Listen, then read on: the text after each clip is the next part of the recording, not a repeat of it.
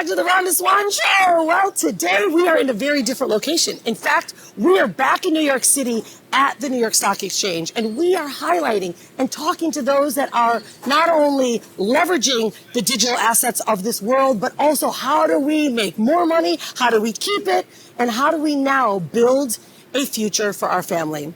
My first guest today is Jake Claver. He's not only the founding partner and the manager of Digital Ascension Group, also the founding manager for Digital Wealth Partners.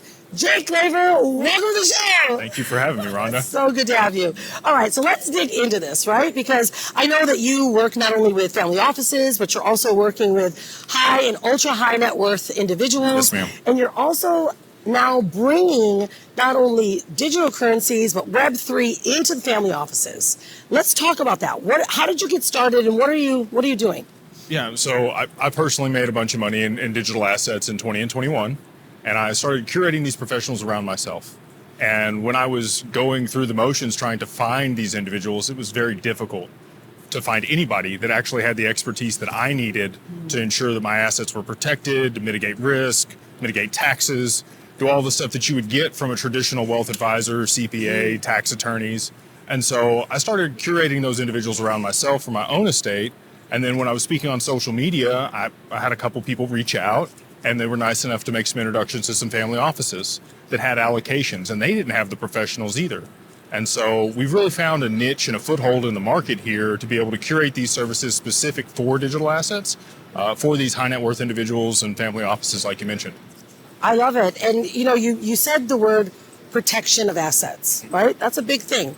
And I know whether you're high net worth or you're actually just entering into the market, how do we help not only encourage more investors, but also how do we protect our assets? What are some of the strategies that you guys are using? So almost the same thing that you would think of when it comes to traditional assets. We've just curated those for digital assets. So we have entity formations, we do asset protection trusts, we look at philanthropic entities if you want to donate it to a foundation or structure it in a DAF or do other things on that side.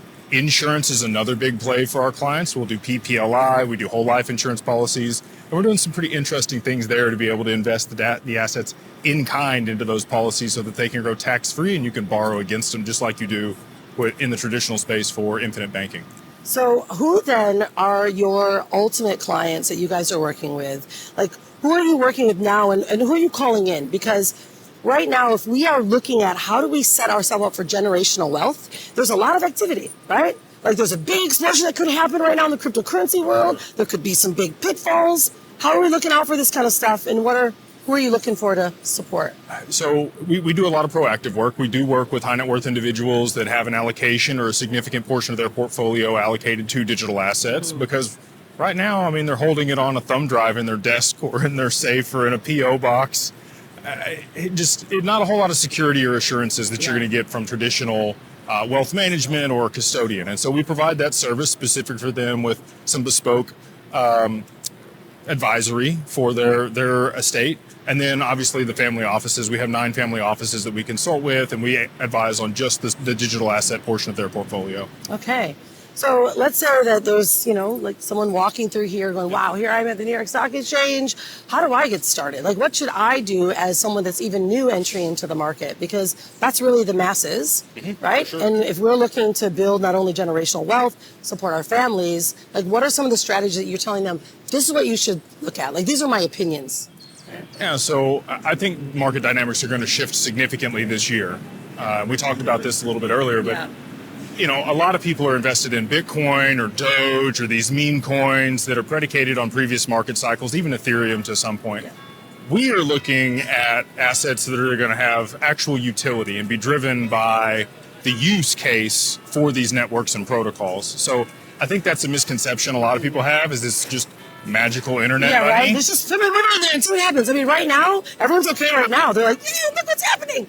But yeah, well, we've seen this happen in the space before. We have 95% drawdowns in the market, and people lose everything. And it's predicated on these market cycles with the Bitcoin halving. I think you're going to see a big shift this year to the use of these protocols, just like you did when the internet happened. Yeah. I don't know if you've ever seen that skit or that news segment where the gentleman talks about email, and he's like, what's this @ symbol?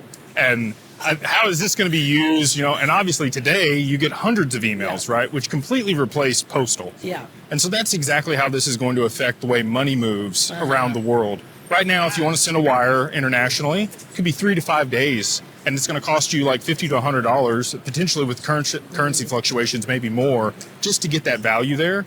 And these protocols allow that to happen instantly for pennies. Yeah. And so those are the assets that I think are going to see the adoption and the significant price appreciation, because they're going to have enough liquidity in those assets to actually move that value at scale globally. Yeah, absolutely.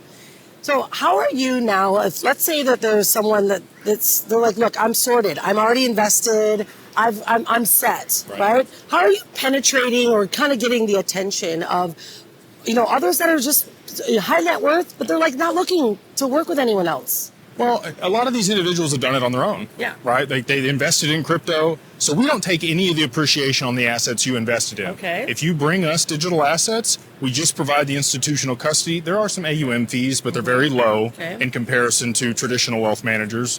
Yeah. We have tiers that are at 40 basis points and 20 basis points. Very, very low in comparison to what you would get from, somebody charging you 2% a fund or something else.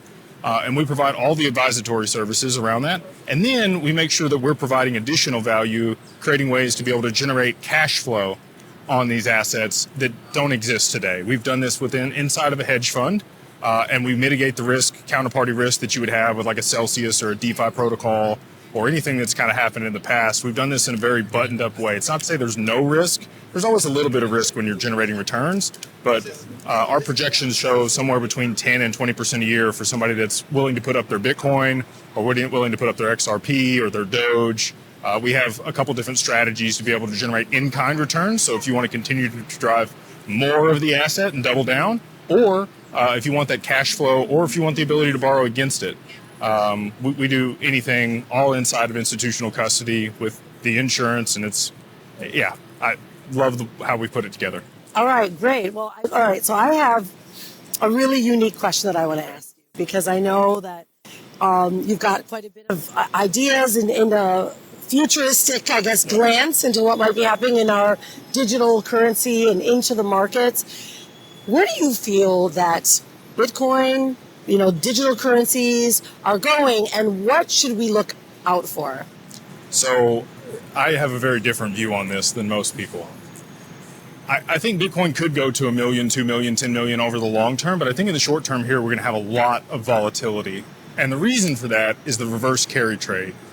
Tens of trillions of dollars have been borrowed from the Bank of Japan at low and almost no interest rates for the past couple decades. And that's been put to work in the equity markets, treasuries, crypto, gold, across the board.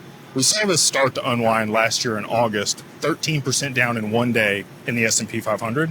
And that was just the beginning of it. So when this rolls, we're going to have something to do with oil that's going to cause the Bank of Japan to have to raise interest rates very quickly. And when that unwinds, the only recourse that the U.S. is going to have is to pass stablecoin regulation to soak up that treasury debt that's going to get dumped onto the market by Japan and all the BRICS nations. And that'll be great. They'll stabilize, the backbone of our economy, which is the bond market. But that's going to cause bad implications for Tether, which has moved offshore and won't be compliant. And so that's going to cause a liquidity crisis across exchanges, pandemonium, a big downward move in Bitcoin potentially. I think you could see somewhere between $3,000 and $20,000 Bitcoin when this happens. Wow. That might be a buying opportunity. So I was just like, whoa, so by the dip, that's the dip. That might be a buying opportunity. But I don't think it'll last that long, and I think it's going to be a very illiquid market because right now, when Tether moves money, it's almost controlling. Well, it is, but that is the liquidity when it comes to digital assets. If you're going to move in $100 million, you're using Tether in some way through the exchanges. So I don't know how available the purchase will be when this happens, but it's going to have massive effects for the investment banks. We're here on Wall Street. They've launched these ETFs that own the underlying Bitcoin. So they're going to have huge unrealized losses. And they won't be able to pull from traditional equities because there's going to be a big downward movement in the stock market when that happens also. And so the only way they're going to be able to de-risk is if they go to real-time settlement for the back end of the stock market between the clearinghouses and the brokers. Right now, they're T+1. May 28th last year, they moved to that with the option to settle real-time through a digital asset Project Ion was finalized in 2022 between the DTCC and R3, and will likely use a specific digital asset to settle all of that volume. And there's a few ETFs that have been, put in place to be able to drive liquidity into, I think it's going to be XRP personally. But when that transpires, I think that'll actually drive the price so high that they can start settling on the back end of the stock market and actually de-risk and save everything from collapsing. Wow, big insights. So stay in for the long haul. Yep. Allow things to happen. Don't freak out. Don't freak out. But if something happens, maybe if you can, buy the dip. All right, we're just going to pretend like we said that. Not financial advice. I am not a financial advisor. Anything said here is for entertainment and educational purposes only. Always consult with your financial advisor before making any investment decisions. And if you need a financial advisor, you can always reach out to Digital Wealth Partners. There you go. Exactly. So what is next for Digital Wealth Partners? Where can everyone find you guys? Yeah, absolutely. So a couple websites. You can go to digitalfamilyoffice.io. So if you're looking for estate planning, CPA services, accounting, tax mitigation opportunities, that would be the site for you to go to, digitalfamilyoffice.io. If you're looking for the wealth management component, institutional custody, insurance, the ability to borrow against it or earn returns on your existing digital assets, or if you want to buy a large lump sum of digital assets, we can do that too at the lowest cost of anybody else on the market inside institutional custody. Link? digitalwealthpartners.net. There we go. All right, guys. Jake, thank you so much for all of your insights. I can't wait also to see your interview in FinTech TV inside the exchange. But today we're outside the exchange, guys. This is the deal. This is the move of the future. Get yourself ready. Hold tight. But also stay tuned in. Stay tuned in to what Jake is talking about. Continue to follow you. Are you also giving good advice on social media? We're all across. So Jake Claver across all social media. Beyond Broke there on Twitter. But we have a YouTube channel, Instagram, Facebook. We're everywhere. Awesome. We'll make sure everyone gets the show notes. Guys, well, from the Big Apple, don't forget to be unstoppable and stay wild. We'll see you in the next episode.